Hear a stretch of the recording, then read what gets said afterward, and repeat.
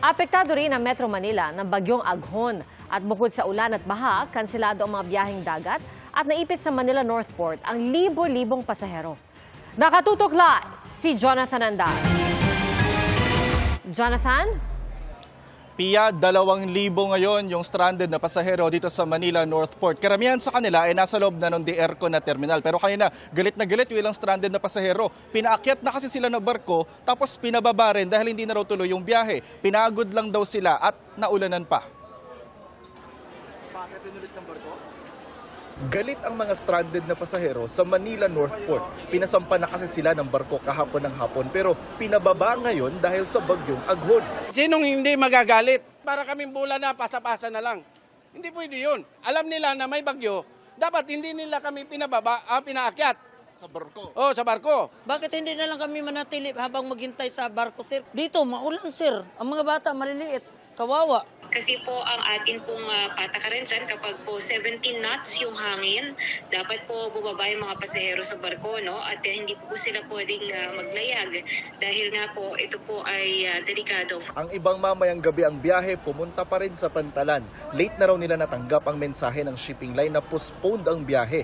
Ang iba ang natanggap na mensahe ay on hold lang daw ang biyahe sa halip na cancelled, kaya pumunta pa rin. Nanawagan naman ang Philippine Ports Authority sa shipping line na bigyan ng pagkain ng mga stranded na pasahero dahil responsibilidad nila ito.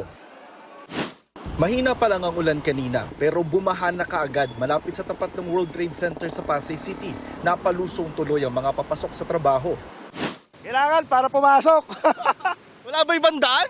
Malayo iikot pa. Okay lang mabasa sa baha. Okay lang, paalaman, hindi naman buong katawan. Ang ilang motorista napaatras ng baha. Malalim, sir, baka masira. So ano sa na lang? Ikot na lang po. Ikot na lang. Sa Baseco, Maynila, humahampas na sa kalsada ang mga alon ng Pasig River. Binaha na tuloy sila pero baliwala sa mga batang naglaro pa sa baha. Hindi pa lilikas ang ilang taga rito hanggat hindi pinapasok ng tubig ang bahay nila. Pag nagapunta na dito ang yung tubig, talaga aalis na kami dito. Hindi kami makatulog kasi pag maglakas ang aabot dito ang tubig.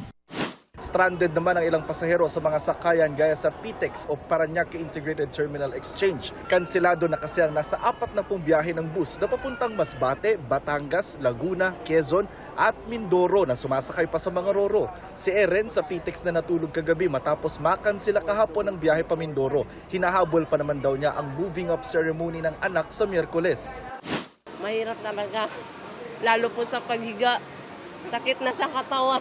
Parang bugbog na po talaga eh. Nanghiram muna ako ng pera dun sa sa pamangkin ko para may pangbili ng pagkain. Yung pambayad ng electric ko, mauubos na. Kasi na-stranded. Pinapauwi ako nung aking kapatid sa Imo. Sabi ko, wag na. Kasi pabalik-balik pa uli.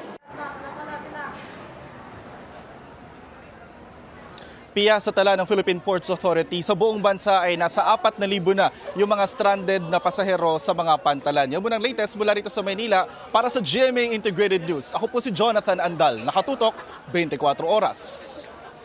Maraming salamat, Jonathan Andal. Mga kapuso, patuloy na tumutok sa mga balita. Mag-subscribe sa GMA Integrated News sa YouTube.